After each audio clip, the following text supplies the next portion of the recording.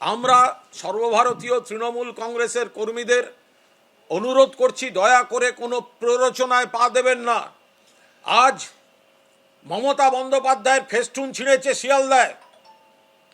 আগামীকাল 28শে আগস্ট তৃণমূল ছাত্র পরিষদের প্রতিষ্ঠা বার্ষিকীর যে সমাবেশ রয়েছে তার প্রচারের ফেস্টুন এসব ছিঁড়েছে এরা, এই বিজেপির লোকেরা, এবং তারপরে আমাদের ছেলে মেয়েদের ওপর ইট পাথর মেরেছে, পুলিশকে জখম করেছে।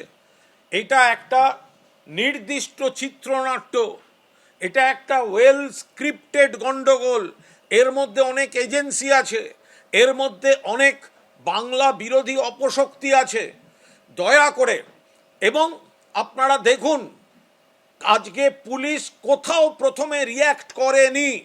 পুলিশ নির্দিষ্ট জায়গায় শুধু ব্যারিকেড রেখেছিল। কারা এসে ব্যারিকেডের উপর পড়ল, কারা ব্যারিকেড ভাঙতে গেল? তাহলে আপনারা কি চান? ব্যারিকেড থাকবে না, পুলিশ বাধা দেবে না, আপনাদের ইচ্ছে মতো আপনারা নবান্নে বেড়াতে যাবেন, নবান্ন দখল করবেন। এইভাবে লোক খেপিয়ে, মানুষকে উস্কে দিয়ে, বাইরের থেকে আনা ক্যাডার নামিয়ে কারা অশান্ত করার চেষ্টা করছে পশ্চিমবঙ্গকে। আর সারাদিন টিভিতে 2-3 জন এক কথা বলে গেলেন, 2-1 জন তথাকথিত নাকি আন্দোলনকারী।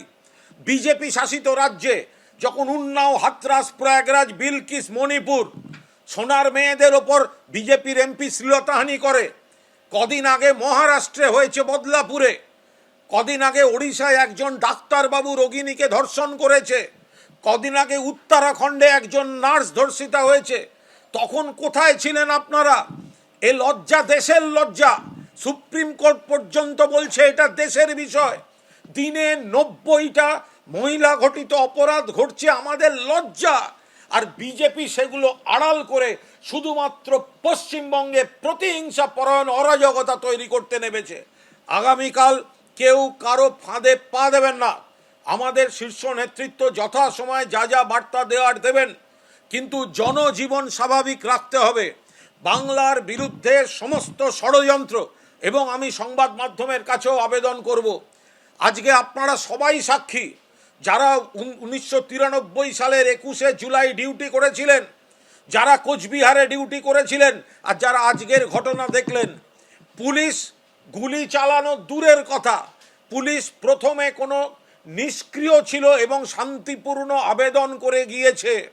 যখন ঢিল মারা হয়েছে, পাথর মারা হয়েছে, বোতল মারা হয়েছে, পুলিশ অফিসারের মাথা ফেটে রক্ত পড়ছে, ব্যারিকেড ভেঙে ফেলা হচ্ছে, নবান্নর দিকে যেতে দিতে হবে, লোক খেপানোর রাজনীতি যারা করেছে, পুলিশ তারপর জমায়েতটাকে যতটা সরিয়ে দেওয়া যায়, জল কামান, বিকল্প জল কামান, লাঠি উঁচিয়ে তেড়ে যাওয়া, যেটুকু যেখানে না হলে নয় সেটুকু করেছে, কাঁদানে গ্যাস, কোথাও গুলি পর্যন্ত চালায়নি। আর এরা এই রাজনীতিটা করতে গিয়ে ব্যর্থ হয়েছে। এদের ভিডিও দেখেছেন, লাশ চাইছিল, লাশ।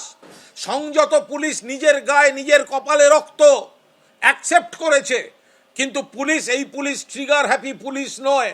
ওদের চক্রান্ত ব্যর্থ হয়েছে, সঙ্গে সঙ্গে কালকে বাংলা বন্ধের ডাক দিয়েছে। ফলে এই বাংলা বন্ধের ডাক পুরোদস্তুর ব্যর্থ করুন। বিজেপির এই চক্রান্ত, আশা করি অন্য বিরোধী দলগুলো তারা এই অরাজকতা তৈরিকে সমর্থন করবে না।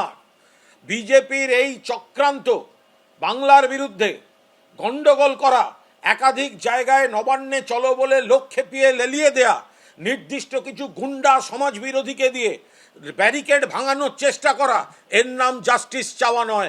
জাস্টিস দেবে সিবিআই, জাস্টিসের মামলা রয়েছে সুপ্রিম কোর্টে, সেটা ছেড়ে যারা নবান্নে যাচ্ছেন, আপনাদের কোন মুখ্যমন্ত্রী কোন ঘটনার জন্য ইস্তফা দিয়েছে? লজ্জা করে না বলতে?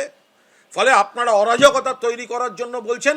আমরা মানুষকে আবেদন করছি, কোনো অবস্থায় আগামীকাল বিজেপির এই বঙ্গ বিরোধী চক্রান্ত, গত কিছুদিন আগে লোকসভা ভোট গিয়েছে, কেন্দ্রীয় বাহিনী, কেন্দ্রের নির্বাচন কমিশন, মানুষ রায় দিয়েছেন, তৃণমূলের আসন বেড়েছে, বিজেপির আসন কমেছে। সেই রাগ থেকে অরাজকতা তৈরি করছে। আরজি করের ঘটনা কুৎসিত, যে জানোয়ারটা এসব করেছে, যে জানোয়ারগুলো এসব করেছে, যদি বেশি লোক হয়ে থাকে তারা উচ্ছন্নে যাক, মরুক, ফাঁসি দিক, চুলোয় যাক, কিন্তু তাকে কেন্দ্র করে যেভাবে বাংলাকে অরাজকতার মুখে ঠেলে দেওয়ার চেষ্টা করছে বিজেপি, দয়া করে সেই চক্রান্ত সফল হতে দেবেন না।